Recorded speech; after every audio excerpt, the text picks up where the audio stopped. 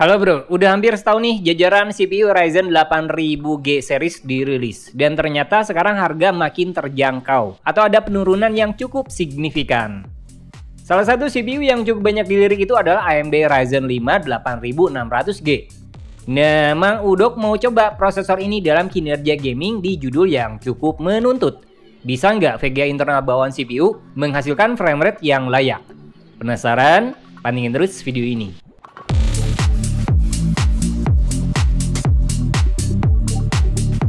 Oke bro, Ryzen 5 8600G saat dirilis itu punya harga sekitar 4,1 jutaan. Nah, harga tersebut sebenarnya cukup mahal juga sih. Tapi sekarang harganya udah turun pak, di angka 3,2 jutaan. Harga yang lebih terjangkau ini pasti cukup menarik perhatian, apalagi buat gamer yang punya budget ketat. Soalnya prosesor ini bawa internal grafis yang cukup menjanjikan, yaitu Radeon 760M. Jadi katanya beli prosesor ini ibarat beli CPU dan VGA sepaket. Malah klaimnya itu bisa seimbang dengan VGA kelas low end di bawah 2 jutaan.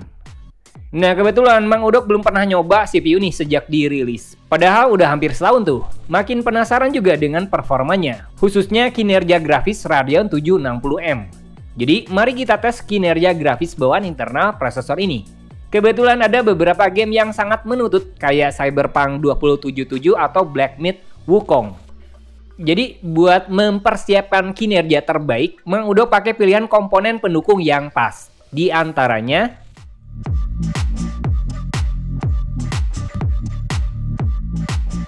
by the way, sebenarnya saat kalian beli Ryzen 5 8600G itu sendiri udah termasuk cooler bawaan, yaitu Red Steel. Tapi kinerja agak terbatas sih, nggak terlalu ideal buat overclocking. Cuma buat penggunaan biasa masih tetap adem. Nah, CPU itu sendiri kalau dari sisi performa bukan yang terbaik sih. Cinebench R23 aja masih kalah dengan 13400F atau Ryzen 5 7600X. Jadi kalau mau ngejar performa mungkin masih belum bisa jadi pilihan utama. Tapi jumlah core yang besar dan clock speed tinggi masih bisa jadi opsi ideal buat kebutuhan aplikasi yang menuntut. Seperti buat streaming, editing, dan sebagainya. Jadi 8600G menurut Mang Udok sih lebih cocok buat casual user yang pengen ngejar performa grafis internal terbaik. Apalagi jika budgetnya ketat banget. Jadi bisa cocok buat rakit PC anggaran 5 atau 6 jutaan. Oke, internal grafik CPU ini sekali lagi pakai Radeon 760M. Nah, AMD sendiri punya 3 varian buat seri ini, di mana seri tertingginya itu adalah Radeon 780M. Nah, seri terendah itu Radeon 740M. Yang bikin beda itu jumlah shader sama clock speed. Tapi tetap aja, meskipun 780M lebih besar, kinerja internal grafik masih dipengaruhi sama memory system. Nah, fitur dual channel bakal berperan besar. Selain itu, kapasitas RAM juga ikut ngaruh. Gak percaya? Mari kita tes VGA internal ini di beberapa game yang cukup menuntut. Pertama di game Cyberpunk 2077, game yang mungkin udah lama dirilis. Tapi jika kalian pengen dapat FPS yang nyaman, kalian butuh rig yang handal. Nah kalau kalian pengen main game ini pakai Radeon 760M, kayaknya nggak nyaman bro.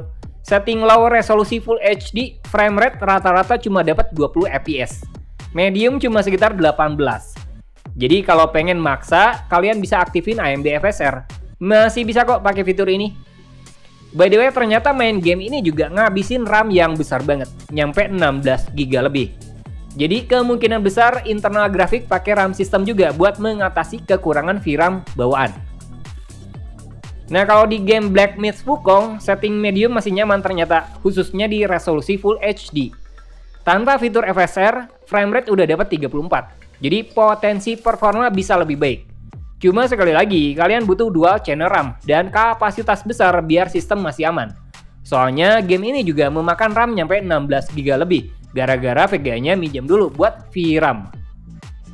Di game The Witcher 3 Next Gen, setting medium resolusi Full HD kurang aman dengan framerate antara 26-28. Nah itu bakal drop signifikan kalau lagi fighting. Jadi kalau pengen main game lebih aman, kalian bisa turunin resolusi dan settingnya. Tapi kalau di game Elden Ring ternyata aman pak. Setting high Full HD, framerate masih dapat 30. Medium di angka 35-40. Jadi Radeon 760M masih aman dipakai buat game ini.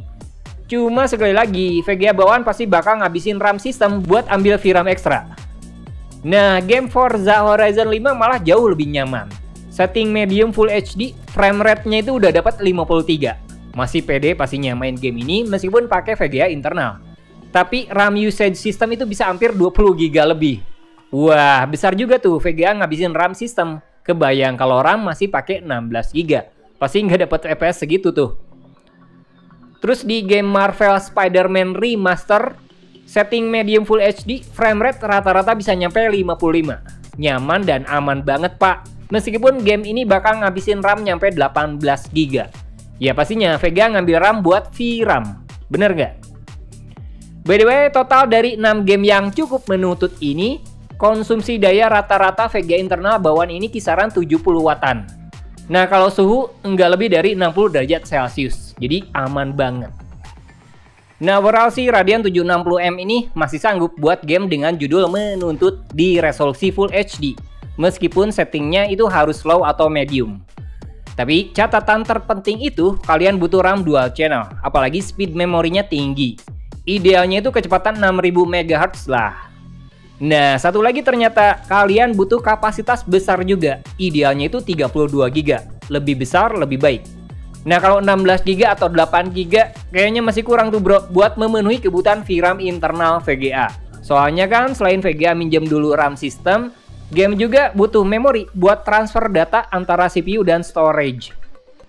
Intinya, RAM itu jadi faktor penting banget buat meningkatkan kinerja grafis internal kayak Radeon 760M. Nah, satu lagi nih catatan tambahan penting lainnya. Kalau mau aman pakai VGA internal kayak Ryzen 5 8600G, pastikan juga fitur AMD Expo atau XMP itu benar-benar stabil. Soalnya kalau nggak stabil itu ngaruh banget. Sistem bakal sering ngehang entah saat main game atau di desktop. Nah, cara ngeceknya gimana? Kalian bisa cek di daftar KVL motherboard yang kalian pakai.